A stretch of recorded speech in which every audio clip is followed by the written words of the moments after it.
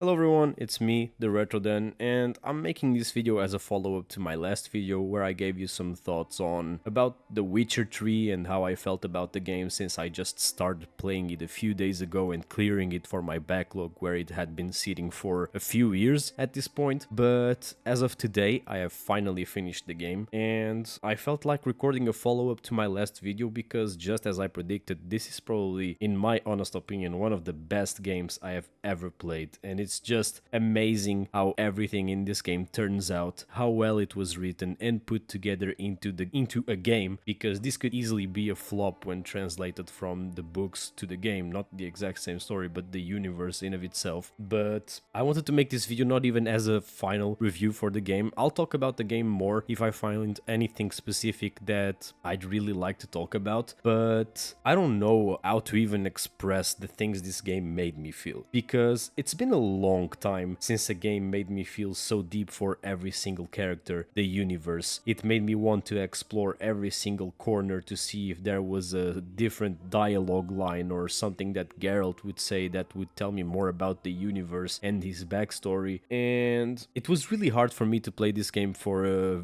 couple of reasons. One of them is that this game has so much of an interesting story that I couldn't stop myself to keep searching and looking up things online before doing every single thing, and I restrained from it as much as I could, but at times I just couldn't stop myself because I saw a mention of a character I thought I knew for the little bit I played of The Witcher 2 or the entirety of my playthrough of The Witcher 1, and I wanted to look it up no more just so I could be completely immersed and know what they were talking about in the game. And that's a proof that this game was just that good. I think having a universe that you care so much that you stop your playthrough and your playtime to just look stuff up and learn more about it is a testament to how good everything was put together. And when it comes to my decisions throughout my whole playthrough, I thought I might leave some of them here because why not? You might want to know what my personal endings and decisions were. So basically, I decided to romance Yennefer because from the little bit I read of the Last Wish book, I thought Yennefer was the best decision personally. And I remember Triss from the first games and not sure how I really feel about her, but I will eventually play the game again and go the other way around to see how the story pans out when other decisions are made. And I'm not remembering every single decision because I just had like a long amount of sessions of hard play time in the game, over 100 hours, and I can't remember anything from the top of my head that I think you guys would really like to know. But make sure to leave in the comments if you want to know anything specific about my playthrough. When it comes to endings, that's something I can remember because I just did it like half an hour ago. I got the Ciri becoming an empress ending, and honestly, not sure how I feel about it. From everything I've already read about Ciri, I'm not sure her becoming empress is really the best ending, and I can understand why people consider it to be the bittersweet ending of the game. But I really liked the ending part of the game. I liked the fact of how the game turns out when you end up with Yennefer. But yeah, this game, it hits hard in the feelings, and I think CD Projekt Red made sure that it really did hit hard in the feelings, and it's probably a game I'm going to enjoy even if I never played it again, because man, I'm not one to get very emotional over video games, but this one was one that hit really deeply, and I have some intentions when it comes to The Witcher 3, so I really want to play the DLCs now to see how the story progresses after the main story, but I need to rest from the game because